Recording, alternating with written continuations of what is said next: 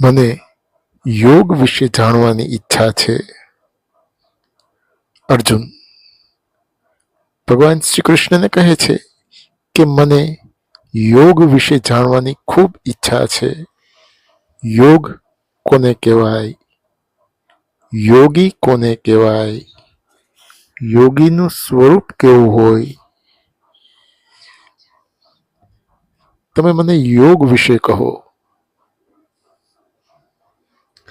ભગવાન શ્રી કૃષ્ણ કહે છે કે યોગાભ્યાસની ઈચ્છા કરનાર મનુષ્યે સૌ પ્રથમ બ્રહ્મચર્યનું પાલન કરવું. યોગાભ્યાસ માટે કોઈ એક એકાંત સ્થળ પસંદ કરવું અને ત્યાં જમીન પર આસન પાથરી તેના ઉપર બેસી શરીર સ્થિર કરી ગરદન અને મસ્તકને સીધા રાખી નાસિકાના અગ્રભાગ ઉપર નજર રાખીને મારું ધ્યાન કરવું. આને જ યોગ કહેવાય છે. આને જ સમાધિ કહેવાય છે. અર્જુન ભગવાન શ્રી કૃષ્ણને કહે છે કે મને યોગ અને યોગીનું સ્વરૂપ બરાબર સમજાતા નથી. કારણ કે મારું મન સ્થિર નથી. આ મનને સ્થિર કરવાનો કોઈ ઉપાય, કોઈ માર્ગ તમે મને બતાવો. ભગવાન શ્રી કૃષ્ણ કહે છે કે મનુષ્યનું મન ખૂબ જ ચંચળ છે. આ ચંચળ મનને વશમાં કરવાનો એક જ ઉપાય છે, અભ્યાસ. મનુષ્ય વારંવારના અભ્યાસ વડે પોતાના મનને પોતાના વશમાં કરી શકે છે.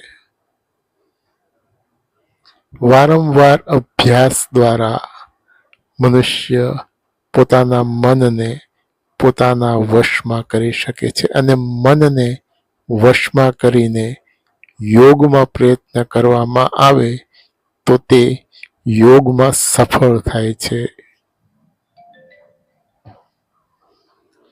અર્જુન ભગવાન શ્રી કૃષ્ણને કહે છે કે કેટલાક મનુષ્ય યોગમાં સિદ્ધિ પ્રાપ્ત કરી લે છે અને પછી કોઈ કારણસર એ ભ્રષ્ટ થઈ જાય છે. તો આવા યોગીને કેવી ગતિ મળે છે? મૃત્યુ પછી એ જીવ ક્યાં જાય છે? એનું શું થાય છે? ભગવાન શ્રી કૃષ્ણ કહે છે કે યોગ અને સિદ્ધિથી ભ્રષ્ટ થયેલા સાધકનું કોઈ પણ કાળે કોઈ પણ જાતની ખરાબ ગતિ થતી નથી. આવો સાધક, આવો યોગ ભ્રષ્ટ સાધક મૃત્યુ પછી એ જીવ કોઈ પુણ્યશાળી લોકમાં જાય છે. સ્વર્ગલોક જેવા કોઈ પુણ્યશાળી લોકમાં જાય છે અને ત્યાં ઘણો સમય રહ્યા પછી એનો પૃથ્વી ઉપર કોઈ ધર્મપ્રેમી ધનિકને ત્યાં અથવા તો કોઈ ઋષિકુળમાં એનો જન્મ થાય છે અને જન્મ લીધા બાદ તે ફરીથી યોગનો અભ્યાસ કરે છે, યોગમાં સિદ્ધિ પ્રાપ્ત કરે છે અને યોગમાં સિદ્ધિ પ્રાપ્ત કરી લીધા પછી પરમ પદને પ્રાપ્ત કરે છે, પરમાત્મા તત્વને પ્રાપ્ત કરી લે છે. માટે અર્જુન, તું યોગી બન. ભગવાન શ્રી કૃષ્ણ અર્જુનને કહે છે કે તું યોગી બન. હવે સાંભળ, ભગવાન શ્રી કૃષ્ણ અર્જુનને કહે છે કે હવે સાંભળ, યોગમાં સિદ્ધિ પ્રાપ્ત કરવા માટે તો હજારો મનુષ્ય પ્રયત્ન કરે છે, પણ એમાંથી કોઈક એકાદ વ્યક્તિ જ સિદ્ધિ પ્રાપ્ત કરી શકે છે અને મારા સાચા સ્વરૂપને પામી શકે છે.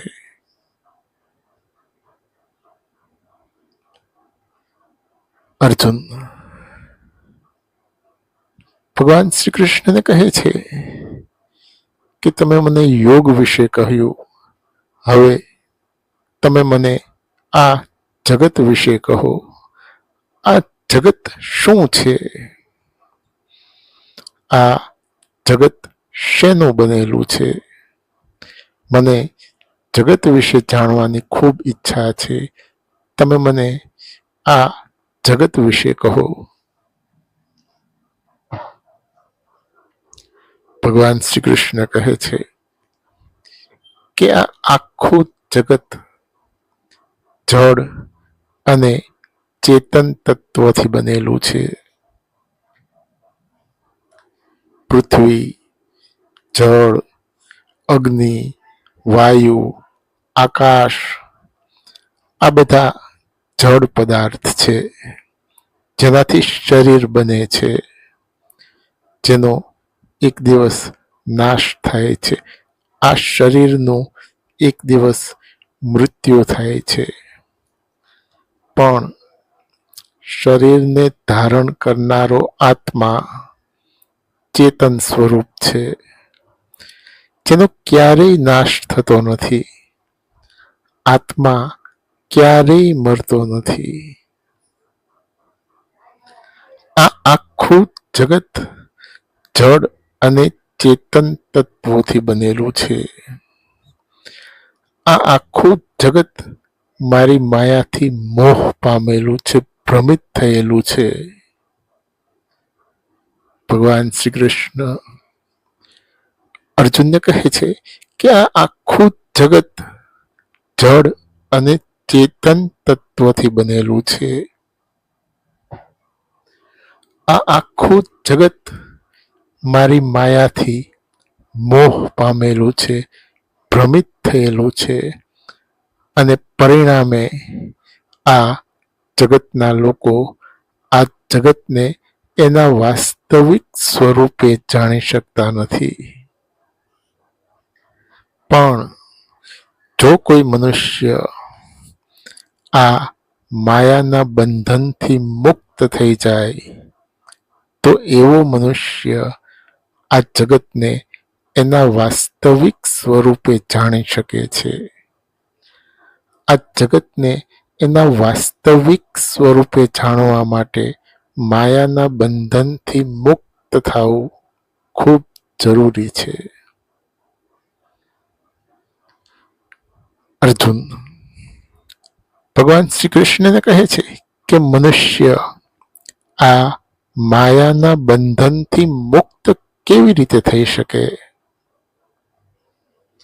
આ માયાના બંધનથી મુક્ત થવાનો કોઈ ઉપાય, કોઈ માર્ગ તમે મને બતાવો. ભગવાન શ્રી કૃષ્ણ કહે છે કે આ માયાના બંધનથી મુક્ત થવાનો એક જ ઉપાય છે, મારી ભક્તિ કરવી.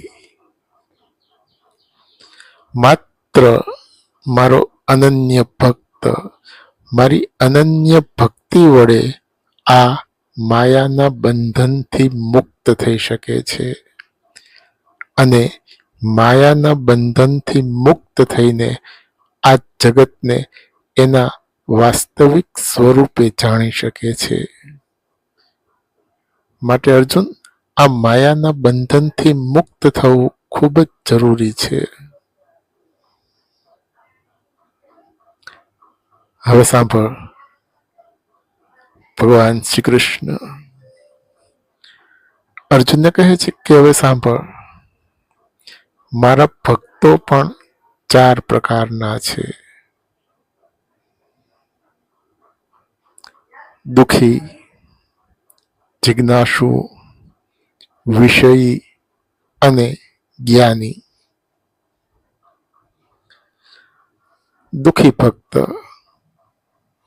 જેને કંઈક દુઃખ છે અને પોતાના દુઃખને દૂર કરવા માટે જે મારી ભક્તિ કરે છે, મારી પૂજા કરે છે, મારી ઉપાસના કરે છે, એ બધા દુઃખી ભક્તો.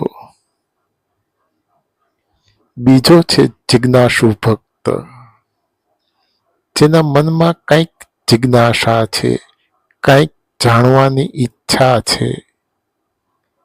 જીવ શું છે, જગત શું છે, બ્રહ્મ શું છે, પરબ્રહ્મ શું છે, આવા અનેક પ્રશ્નો એના મનમાં છે. અને આ બધા પ્રશ્નોના ઉત્તર મેળવવા માટે જે મારી ભક્તિ કરે છે, મારી પૂજા કરે છે, મારી ઉપાસના કરે છે, એ બધા જિજ્ઞાસુ ભક્ત. ત્રીજો છે વિષયી ભક્ત, જેને વિષયોમાં આસક્તિ છે. ધન પ્રાપ્ત કરવાની ઈચ્છા, સંપત્તિ પ્રાપ્ત કરવાની ઈચ્છા, પ્રતિષ્ઠા પ્રાપ્ત કરવાની ઈચ્છા, સત્તા પ્રાપ્ત કરવાની ઈચ્છા, આવી અનેક ઈચ્છાઓ પૂરી કરવા માટે જે મારી ભક્તિ કરે છે, મારી પૂજા કરે છે, મારી ઉપાસના કરે છે, એ બધા વિષયી ભક્તો. અને ચોથો છે જ્ઞાની ભક્ત, જે જ્ઞાની છે, જે જાણે છે કે કૃષ્ણ જ પરમ તત્વ છે, કૃષ્ણ જ પરમાત્મા છે, કૃષ્ણ જ પરબ્રહ્મ છે. જે કૃષ્ણ માટે કૃષ્ણની ભક્તિ કરે છે, કૃષ્ણ માટે કૃષ્ણની ઉપાસના કરે છે, એ બધા જ્ઞાની ભક્તો. આ 4 પ્રકારના ભક્તોમાં જ્ઞાની ભક્ત શ્રેષ્ઠ છે. ભગવાન શ્રી કૃષ્ણ અર્જુનને કહે છે કે આ 4 પ્રકારના ભક્તોમાં જ્ઞાની ભક્ત શ્રેષ્ઠ છે. જ્ઞાની તો મારો આત્મા છે. આવો જ્ઞાની બ્રહ્મને, સંપૂર્ણ અધ્યાત્મને અને બધા જ કર્મોને જાણી લે છે. અર્જુન ભગવાન શ્રી કૃષ્ણને કહે છે કે બ્રહ્મ શું છે, અધ્યાત્મ શું છે, કર્મ કોને કહેવાય?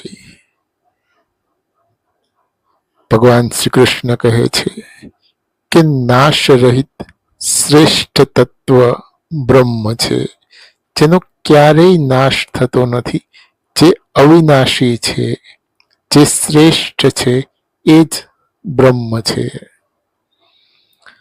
હવે સાંભળ, અધ્યાત્મ કોને કહેવાય? ભગવાન શ્રી કૃષ્ણ કહે છે કે બ્રહ્મના સ્વભાવને અધ્યાત્મ કહેવાય છે. હવે સાંભળ, કર્મ કોને કહેવાય? ભગવાન શ્રી કૃષ્ણ કહે છે કે જે મનુષ્યને સાત્વિક બનાવે, મનુષ્યમાં સાત્વિક ભાવની વૃદ્ધિ કરે, મનુષ્યને સાત્વિકતાથી ભરી દે, એનું નામ કર્મ. અર્જુન ભગવાન શ્રી કૃષ્ણને કહે છે કે અધિભૂત શું છે, અધિદેવ કોને કહેવાય, અધિયજ્ઞ કોને કહેવાય? ભગવાન શ્રી કૃષ્ણ કહે છે કે આ શરીર અધિભૂત છે, જેનો એક દિવસ નાશ થાય છે. આ શરીરનો એક દિવસ મૃત્યુ થાય છે. શરીરને ધારણ કરનારો આત્મા અધિદેવ છે, જેનો ક્યારેય નાશ થતો નથી. આત્મા ક્યારેય મરતો નથી. હવે સાંભળ, અધિયજ્ઞ કોને કહેવાય? ભગવાન શ્રી કૃષ્ણ કહે છે કે આ દેહમાં વાસુદેવ શ્રી કૃષ્ણ જ અધિયજ્ઞ છે. અર્જુન ભગવાન શ્રી કૃષ્ણને કહે છે કે તમે મને જગત વિશે કહ્યું, હવે જગતના લોકો વિશે કહો. આ જગતમાં માનવ સમુદાય કેટલા પ્રકારના છે? આ જગતમાં કેટલા પ્રકારના મનુષ્યો છે? ભગવાન શ્રી કૃષ્ણ કહે છે કે આ જગતમાં બે પ્રકારના માનવ સમુદાય છે. આ જગતમાં બે પ્રકારના મનુષ્યો છે. એક તો દૈવી સંપદાવાળો મનુષ્ય અને બીજો આસુરી સંપદાવાળો મનુષ્ય. દૈવી સંપદા મોક્ષ તરફ લઈ જાય છે, મનુષ્યને મુક્તિ અપાવે છે, જ્યારે આસુરી સંપદા બંધનમાં નાખે છે. તું ચિંતા ન કર, તું શોક ન કર, તું દૈવી સંપદા વાળો છો અને દૈવી સંપદા વાળો હોવાથી ચોક્કસપણે તારું કલ્યાણ થશે. અર્જુન ભગવાન શ્રી કૃષ્ણને કહે છે કે દૈવી સંપદા વાળો મનુષ્ય કોને કહેવાય અને આસુરી સંપદા વાળો મનુષ્ય કોને કહેવાય? દૈવી સંપદા વાળા મનુષ્યના લક્ષણ શું છે અને આસુરી સંપદા વાળા મનુષ્યના લક્ષણ શું છે? આપણે દૈવી સંપદા વાળા મનુષ્યને કેવી રીતે ઓળખી શકીએ અને આસુરી સંપદા વાળા મનુષ્યને કેવી રીતે ઓળખી શકીએ? ભગવાન શ્રી કૃષ્ણ કહે છે કે દૈવી સંપદા વાળો મનુષ્ય કોને કહેવાય એના વિશે સાંભળ. જેને પરમાત્મામાં શ્રદ્ધા છે, જે પરમાત્માનું પૂજન કરે છે, જેને દેવતાઓમાં શ્રદ્ધા છે, જે દેવતાઓનું પૂજન કરે છે, જેને ધર્મ ગ્રંથોમાં શ્રદ્ધા છે, જે ધર્મ ગ્રંથોનો અભ્યાસ કરે છે, જેને વિદ્વાનોમાં શ્રદ્ધા છે, જે વિદ્વાનોનું પૂજન કરે છે, જેને પોતાના ગુરુમાં શ્રદ્ધા છે, જે પોતાના ગુરુના ઉપદેશને ગ્રહણ કરે છે,